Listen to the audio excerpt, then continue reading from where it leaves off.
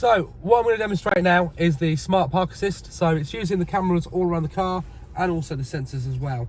So for me, I've got a space here that I'm looking to try and get into. So I'm going to hold down my parking button and it's going to tell me that it's searching for a space. So I'm going to put my left indicator on because it's on the left that I want to park, and I'm going to gradually move forward, but less than 12 miles an hour, as you can see on the screen, so that the car can calculate the space.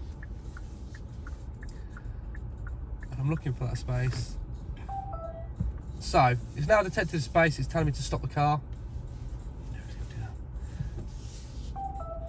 and it's telling me to put it in stop.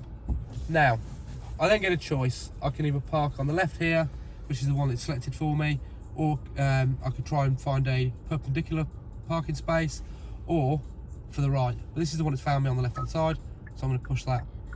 Now with this, I can use the smart parking button here. So what it's going to tell me to do is take my hands off the wheel, press and hold the parking button, and then it's going to give me instructions on the screen. So it's going to tell me to release the parking brake. And I'm not accelerating, braking or anything. The car is doing it all for me. So what it'll do is it'll pull forward and backwards because it's measuring the distance either side of the cars to make sure that it gets the right angle in. This is an absolute lifesaver if you're nervous about parking, and especially when you've got tight spaces, as they all seem to be getting smaller and smaller nowadays. It means that the car will monitor it. Now it'll go as fast and slow as it dictates that it should do. And if any pedestrians or any cars get in the way, the vehicle will stop itself and wait for them to pass. But all it's doing now is it's lining itself up.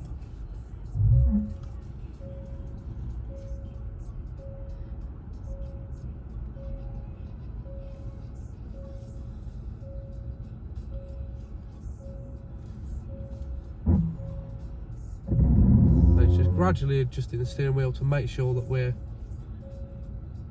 into the space the best it can.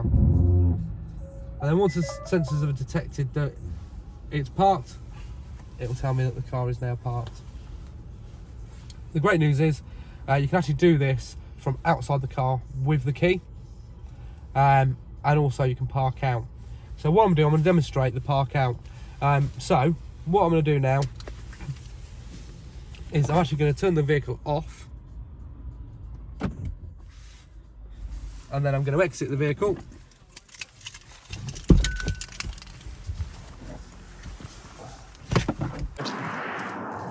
I've just got back to my car, I've done my shopping, and if you just imagine that there's cars parked either side of me, as you can see from the gap here, it's not going to be the best for getting me kids in and me shopping in.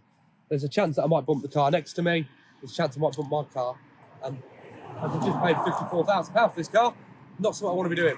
So what I can do is I can use the key here, and I can hold the remote start button for 4 seconds, and the little red light on the key will flash, and that means that it's then started. And then you'll notice these 2 buttons on here. I can park forwards or park out. So what I'm going to do, I'm actually going to pull the car forwards. If it works.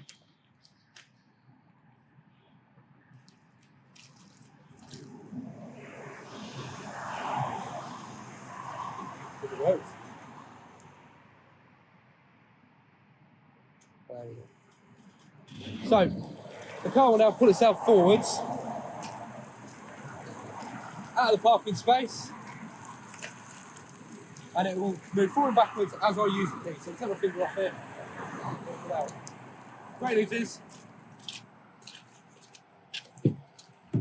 I can then get my kids into the car without bumping the car next to me, and I can now get to my boot to put my shopping in. The great thing is, if I was not done shopping and I want to go back into another shop, which my wife occasionally makes me do, I can now use the back button on the car,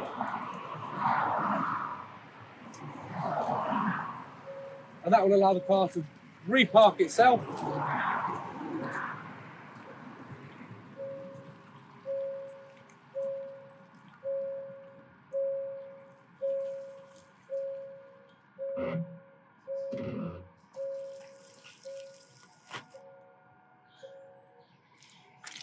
And then all I have to do is hold the remote button down for 4 seconds again.